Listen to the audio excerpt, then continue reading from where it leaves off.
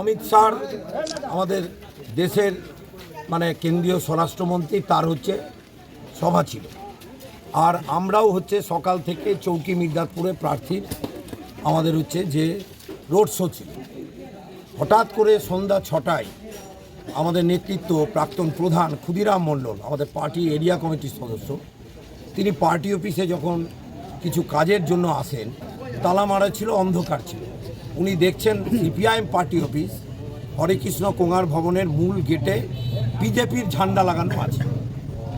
এবং এইটা যখন উনি দেখার পরে ছবি তুলে 6টা 38 মিনিটে, তারপর উনি নেতৃত্বকে ফোন করছেন, হঠাৎ করে দুটো ছেলে মোটর সাইকেলে এসে ওই ঝান্ডাটা খুলে নিয়ে পালিয়ে যায় মানে ওখানে যেহেতু লোকজন জমায়েত হয়েছে, দেখেছে বিজেপির ঝান্ডা হচ্ছে সিপিআইএম পার্টি অফিসে লাগানো। দেখার পর এই আতঙ্কটাতে হচ্ছে যে তখন হয়তো বিজেপির নেতারা গিয়ে ওখানে খুলেছে। বিজেপির নেতাদের পা থেকে মাটিটা সরে যাচ্ছে, যতই জনসভা করুক আর যাই করুক। আমরা তো দেখছি যে বিভাজনের রাজনীতি চলছে। একদিকে মুখ্যমন্ত্রী এনায়েতপুরে মিটিং করছে, আর কেন্দ্রের স্বরাষ্ট্রমন্ত্রী হচ্ছে মথুরাপুরে মিটিং করছে। আমাদের কোনোদিন হয়নি।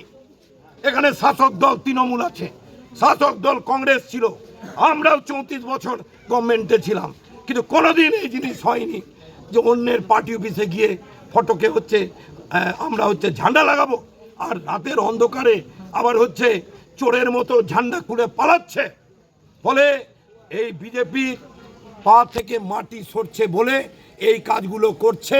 কেন তারা বুঝেছে সুবোধ চৌধুরীর মাটি, অসীমা চৌধুরীর মাটি কি জকিলাল মণ্ডলের মাটি, রামপ্রবেশ বাবুর মাটিতে বিভাজনের রাজনীতির কোনো ঠাঁই নাই। কি করলেন আমরা থানাতে আইসি সাহেবকে জানালাম। আর এটা এই নির্বাচনকে বিজেপি অশান্ত করতে চাইছে। বিভাজনের কথা ছাড়া গ্রামে গিয়ে কিছু বলছে না। কোন হিন্দু খারাপ জায়গায় আছে, কোন মন্দির বিপদে আছে? সিপিআইএম থাকতে কোনো মানুষের সাম্প্রদায়িক ঝামেলা হবে না। সিপিআইএম থাকতে কোনো মন্দির মসজিদের কোনো একটা আঁচ পড়বে না।